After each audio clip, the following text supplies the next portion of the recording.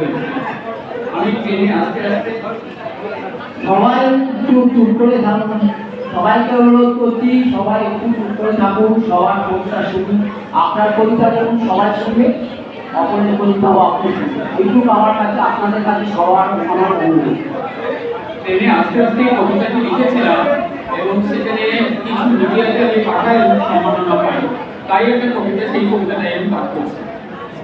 কবিতার নাম ধুন্ধুমারের সংবাদ।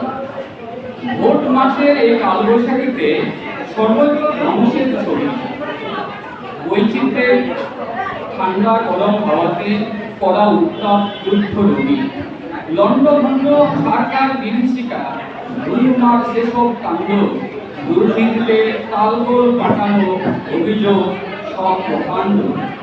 চেপে যেতে হয় চাপা রক্ত দাগ, প্রতিশ্রুতিতেই ভাসছি, বাস্তবে দিশেহারা জমি চাষ, ধুন্ধুমার কাণ্ডে ভাসছি।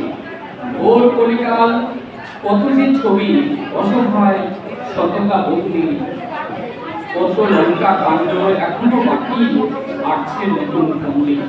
সব অসতের যাতা করে এসে ভবিষ্যৎ দেখে ভাসছে, সত্যের মোড়কে নৃশংস সততা সাধারণ সুযোগ পাচ্ছে।